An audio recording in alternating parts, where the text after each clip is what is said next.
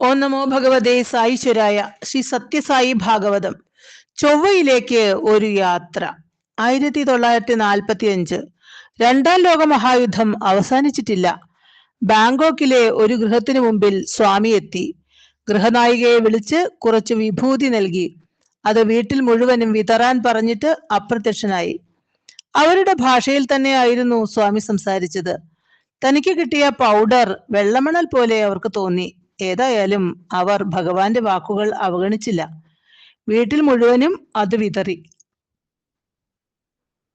ഏതാനും നിമിഷം കഴിഞ്ഞതേയുള്ളൂ, വ്യോമാക്രമണം ഉണ്ടായി. അവരുടെ ഗൃഹമൊഴികെ സമീപത്തുണ്ടായിരുന്ന ഗൃഹങ്ങളെല്ലാം നശിപ്പിക്കപ്പെട്ടു. കുറച്ചു കാലത്തിനു ശേഷം ആ വീട്ടിലൊരു ആൺകുട്ടി പിറന്നു. ആർ ടോങ് ജുങ്സായി ന അയോധ്യ എന്ന് കുഞ്ഞിന് പേരിട്ടു.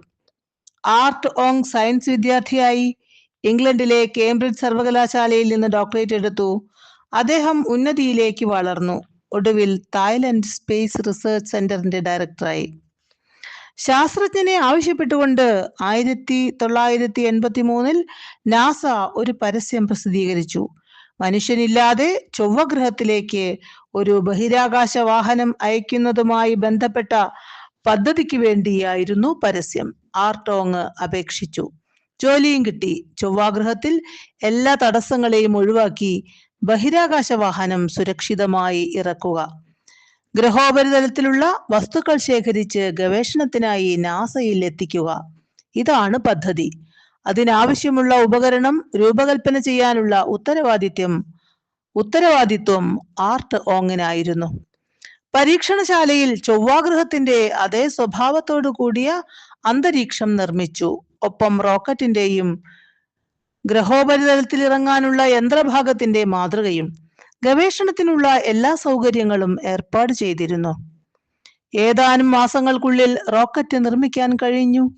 അത് പരീക്ഷണശാലയിൽ പരീക്ഷിച്ചു. നേരത്തെ ഭയന്നിരുന്നതുപോലെ ചൊവ്വാഗ്രഹത്തിന്റെ സ്വഭാവമുള്ള ഉപരിതലത്തിൽ വന്നപ്പോൾ ലാൻഡിംഗ് യൂണിറ്റ് കത്തിപ്പോയി. കുറച്ചു മാസങ്ങൾക്ക് ശേഷം ആർട്ടോങ് മറ്റൊരു റോക്കറ്റ് നിർമ്മിച്ചു. അതിന്റെ വിധിയും തഥൈവ. ഒന്നിനു പിറകെ ഒന്നായി 10ഓളം പരീക്ഷണങ്ങൾ പരാജയപ്പെട്ടു. ആ പദ്ധതി മുഴുവനും പരാജയമെന്നതുപോലെ കാണപ്പെട്ടു. വളരെയേറെ ധനം ചെലവായി കഴിഞ്ഞിരിക്കുന്നു. ആർട്ടോങ്ങിന് ഇനി എന്താണ് ചെയ്യേണ്ടത് എന്നറിയാതായി. അദ്ദേഹം കനത്ത നിരാശയിലാണ്ടു. ഒരു ദിവസം നിരാശ പൂണ്ട ആർട്ടോങ് ഒരു കുന്നിൻ മുകളിലേക്ക് കയറി. അവിടെ അദ്ദേഹത്തെ അത്യത്ഭുതത്തിലാഴ്ത്തി ആകാശത്ത് ഒരു ഉജ്ജ്വല തേജോപൂരം കാണായി. അതിനു മധ്യേ ഒരു സൂത്രവാക്യവും. അദ്ദേഹത്തിന് റോക്കറ്റ് വിജയപൂർവ്വം നിർമ്മിക്കാനുള്ള ഒരു പ്രധാന സൂചനയായിരുന്നു അത്. അതോടൊപ്പം ആർട്ടോങ് ഒരു ശബ്ദം കേട്ടു. ഇത് ശ്രദ്ധിക്കൂ, ശാസ്ത്രജ്ഞനേക്കാൾ ശാസ്ത്രജ്ഞനെ സൃഷ്ടിച്ച ഈശ്വരനാണ് പരമപ്രാധാന്യം.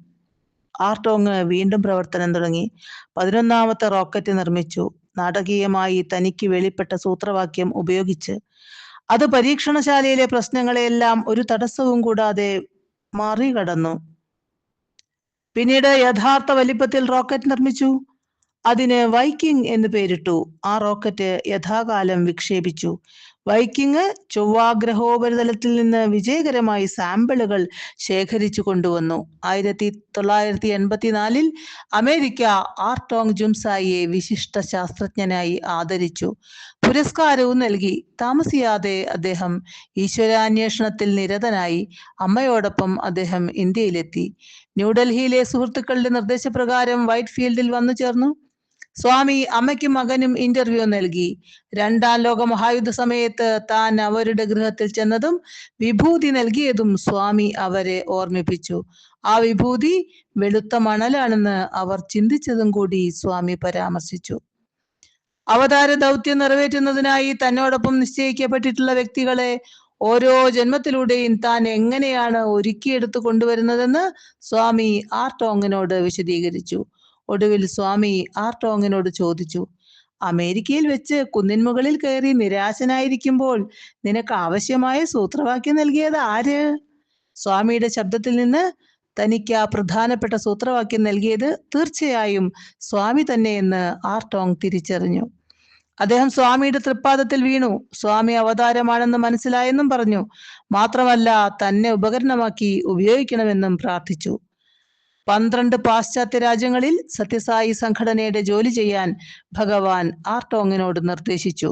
മാനവ മൂല്യങ്ങളെ ബന്ധപ്പെടുത്തി ആധ്യാത്മിക വിദ്യാഭ്യാസം പ്രചരിപ്പിക്കുക. നീ എന്റെ ദൗത്യത്തിൽ മുഴുകൂ, നിന്റെ കാര്യങ്ങൾ ഞാൻ നോക്കിക്കൊള്ളാം.